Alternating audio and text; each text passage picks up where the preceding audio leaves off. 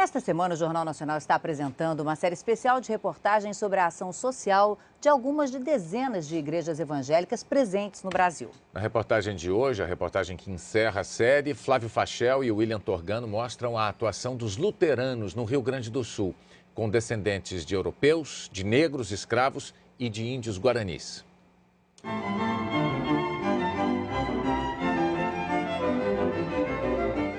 Vamos falar com Deus, vamos pedir que Ele esteja abençoando esse nosso encontro. Uma bênção que ecoa há 15 décadas nesta região de pequenas propriedades em São Lourenço do Sul, a 200 quilômetros de Porto Alegre, no Rio Grande do Sul. Eles são descendentes dos pomeranos, povo agricultor que vivia da própria terra na Europa, na região onde agora é a Alemanha. Hoje, a lavoura no Brasil multiplica sorrisos, mas nem sempre foi assim.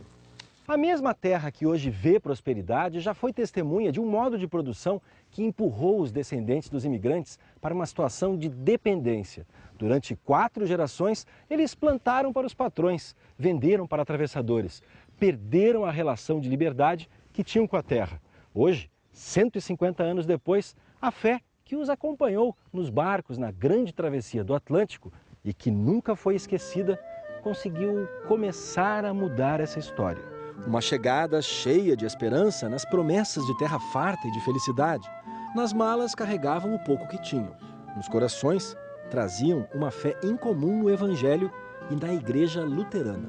As primeiras igrejas que chegaram no Brasil são igrejas que vieram a partir de grupos étnicos que foram trazidos para ocupar o lugar dos escravos. E esses grupos, eles se instalaram, trazem suas crenças, criam as suas comunidades e as igrejas começam a se desenvolver. A igreja luterana surgiu no século XVI na Europa. Chegou ao Brasil com os pomeranos em 1824. Hoje já são 1 milhão de fiéis em todo o país. Sua principal característica é acreditar que a salvação vem apenas pela fé e não como resultado de obras e boas ações. Mas isso não impede a forte ação social da Igreja Evangélica de Confissão Luterana no Rio Grande do Sul. A missão desse serviço foi justamente isso, de resgatar essa fé, né? E uma fé que tem que se articular com a vida das pessoas, né? Então, que se concretiza no jeito de se relacionar com a natureza. Com o Centro de Apoio ao Pequeno Agricultor, a igreja, de certa forma, devolveu aos fiéis a capacidade que os antepassados perderam de sobreviver da terra sem depender de ninguém. Foi Deus que fez. Isso aí, a natureza, foi Deus que fez em 7 dias. Em 6 dias, o 7º descansou e deixou para nós ela para trabalhar e ganhar nosso sustento dela. Seu Romil vive na terra que já foi de seu pai, do avô e do bisavô. Nunca abandonou a leitura da Bíblia. Na lavoura, o resultado do que está aprendendo com os irmãos luteranos. Uma nova forma de produzir, sem agrotóxico. Se não fosse a igreja, a gente não estava nessa agroecologia também. E a produção é vendida direto para o consumidor na Feira dos Luteranos, no centro de Pelotas. Está 1,20 kg. Vantagem? O lucro de cada um não é dividido com mais ninguém. Mas o ganho maior para todos eles vem na esperança de ver a família continuar unida na fé e na terra dos antepassados. Agora eu sinto um orgulho muito grande de estar na lavoura e com meus filhos acompanhando. Eu acredito que daqui a 50 anos meus netos estão trabalhando aí. A igreja tem essa pretensão de criar condições para que as famílias tenham possibilidade de ter renda e de ter uma vida digna no meio rural. A alegria está no coração de quem já conhece Jesus. E ainda sobra para ajudar a quem precisa. Só tem aquele que já conhece a Jesus. Depois do culto, moradores pobres da região recebem cestas de alimentos doadas pelos agricultores luteranos. A sensação de Deus está sempre junto com a gente, apoiando, ajudando. Estar com quem precisa. Os fiéis da Igreja Evangélica de Confissão Luterana no Rio Grande do Sul decidiram também estender a mão para mais gente que depende da terra aqui no estado.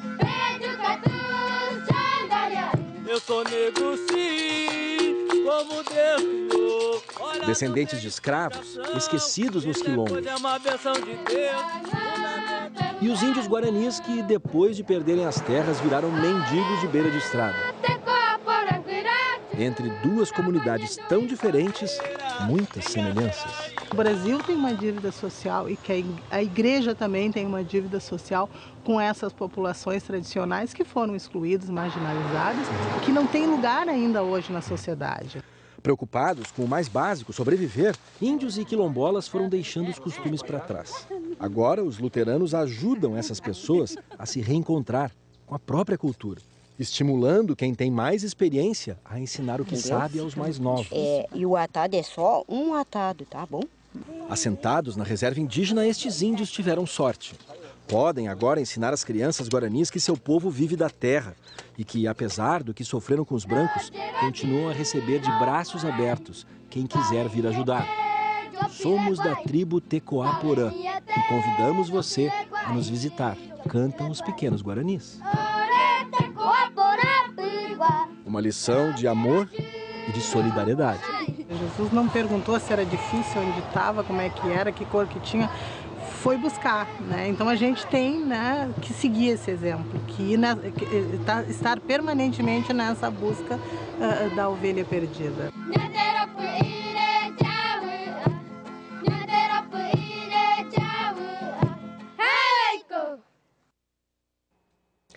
Na reportagem de ontem, nós mostramos o trabalho dos batistas com crianças que foram afastadas dos pais pela justiça. E também apresentamos o trecho de uma entrevista com a socióloga Maria das Dores Machado. Ela observou que a doutrina pentecostal enfatiza a capacidade do indivíduo de desenvolver o dom do Espírito Santo. Só que nós mostramos esse trecho logo depois de explicar as origens da Igreja Batista. E aí ficou parecendo que a Igreja Batista seria pentecostal. Mas isso não é verdade. A socióloga se referia a outras igrejas. Os batistas têm origem na Inglaterra no século XVII. Valorizam o batismo na idade adulta e adotam princípios comuns ao protestantismo. Olha, para você rever qualquer reportagem desta série na internet, é só visitar g1.com.br/Jornal Nacional.